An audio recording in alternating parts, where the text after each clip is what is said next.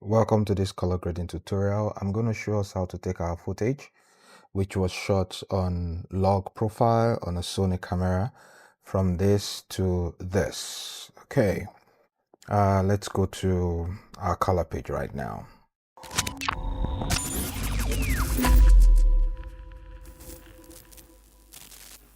All right, so here we are in our color page. We have one node here by default, and I would want to create another one.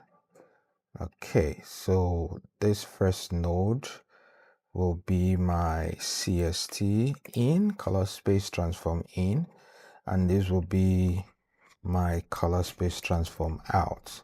So this first node is where I am going to convert our footage from S-Log to DaVinci Wide Gamut, and the last one is where we finally convert it from DaVinci Wide Gamut to Rec 709.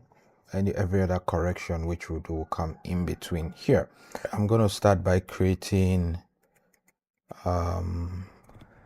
let's say 4 nodes first. All right, so our CST in, come to your effects panel and you look for your color space transform. So you have your color space transform and input color space, input gamma. This is where you put the original camera information. So like I said, it was shot on S-Log, so we're going to look for S gamut, right? S gamut 3, and input gamma is our S-Log 3. Okay, so you have every information for every camera in this setting here. All right, so our footage is looking good already. And output color space, we're going to take it to DaVinci Wide Gamut, right?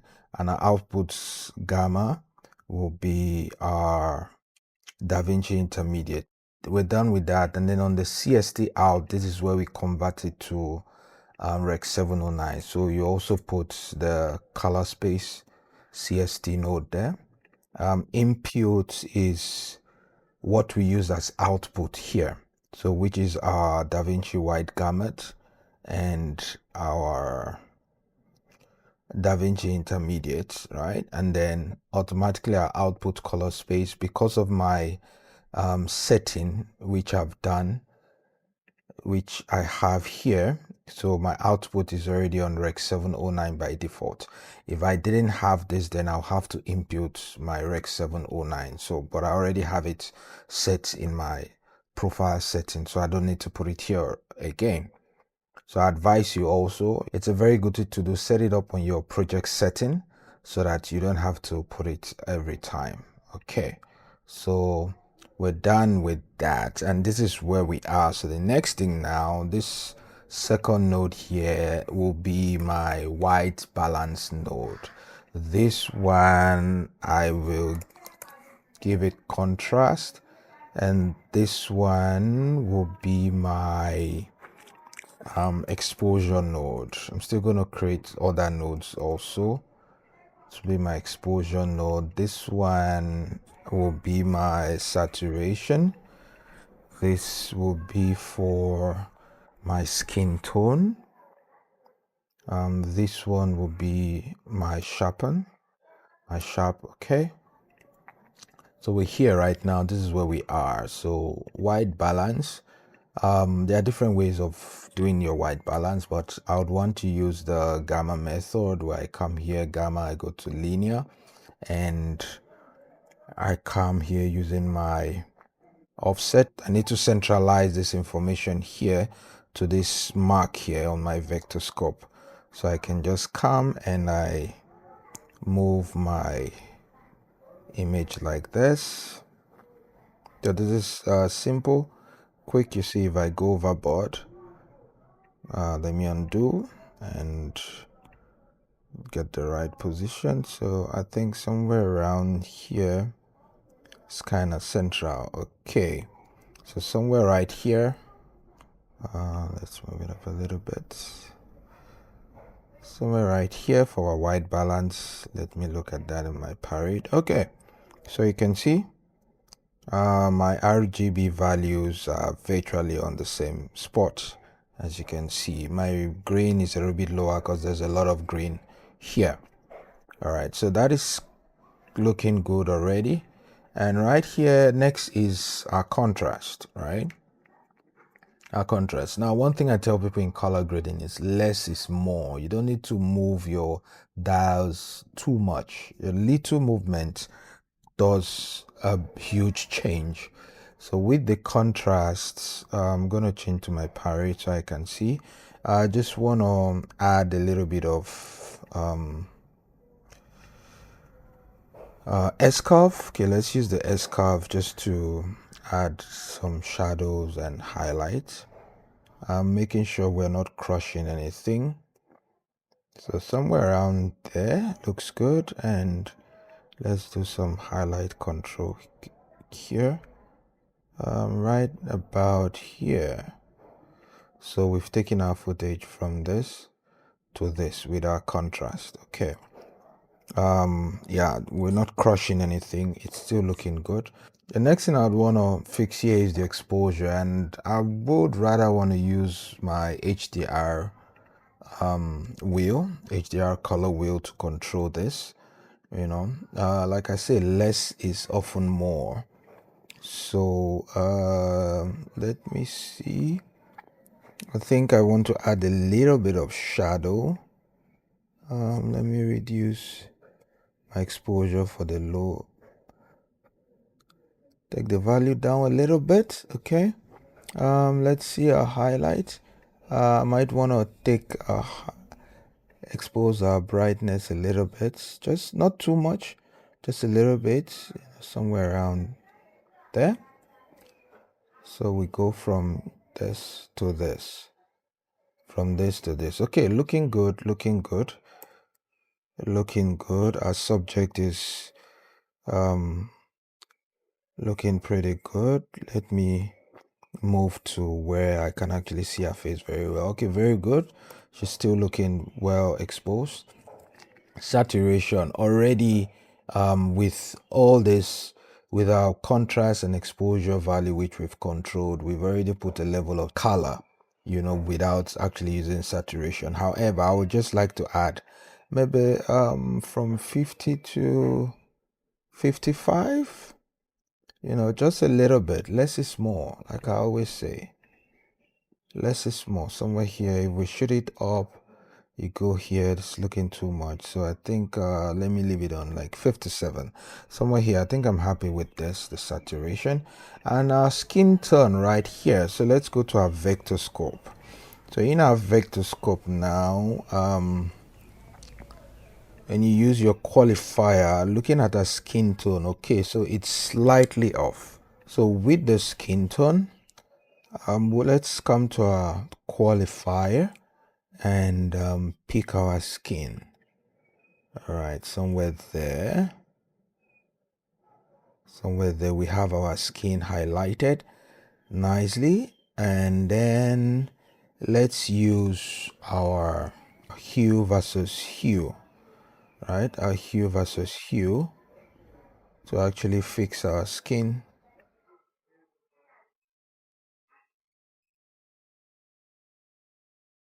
Something like this.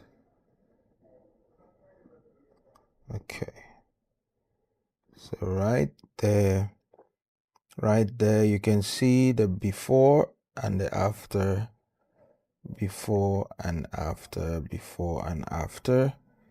Looking good, not too saturated.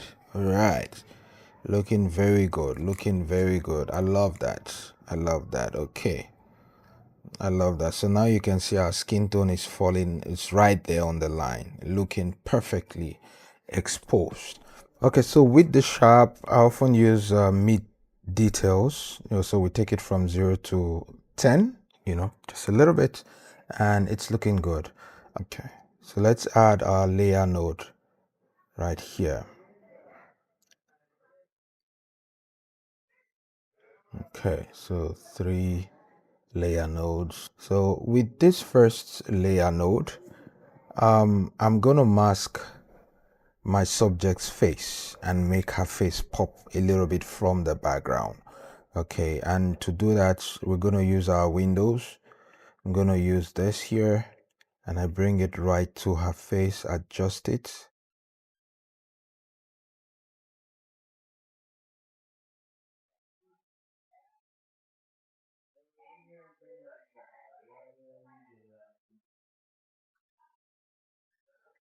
This is just to make my subject face pop a little bit more than it is right now.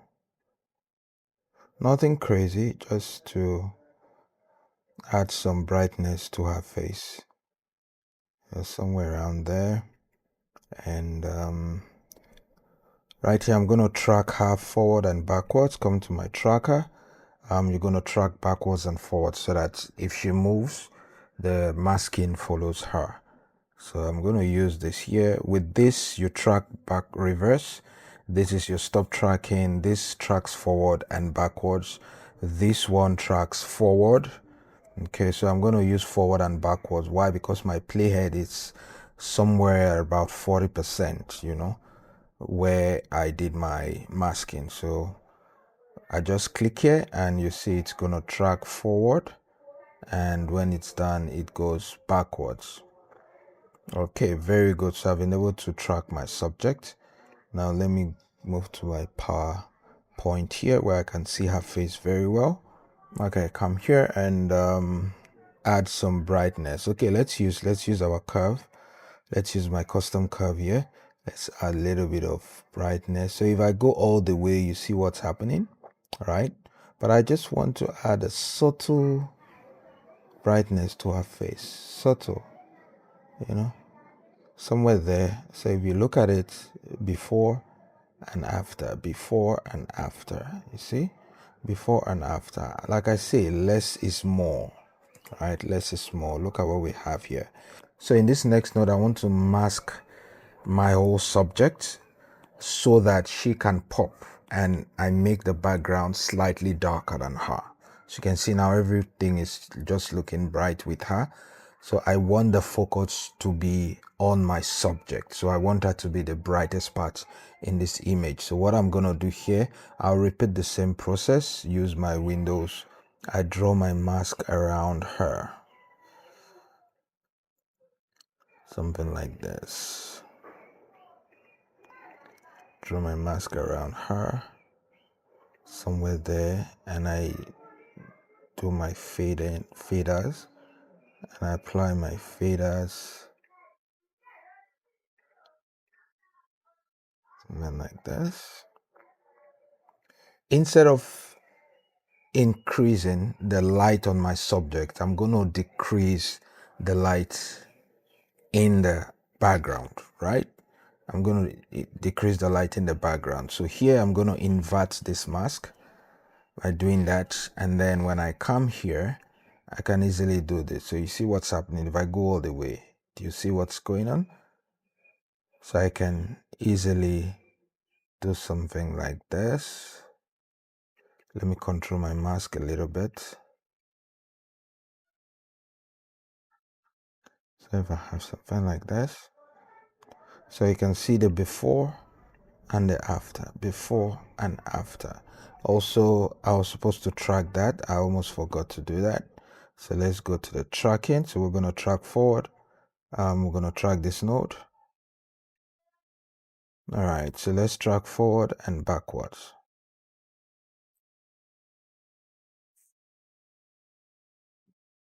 All right, very good. Looking good, looking good. If we play it, look at what we have.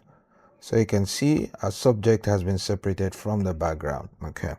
And in this last node, I'll just like to pop some colors, you know. Let me use my color slice to do this. Okay. So the first color I would want to adjust is my green. You can see. So if I just come here and let me take it all the way for you to see the difference. Look at what's happening to the to the grass. Do you see that? So if I put it on the default, I can just pop my green up a little bit, you know, somewhere here, just give it a little bit of life. And I could see there's some yellow in the tree here. Let's see, yellow. Okay, So you can see it's on the tray. If we go all the way up, let's see what happens. Now look at the tray. Look at what's happening to the tray.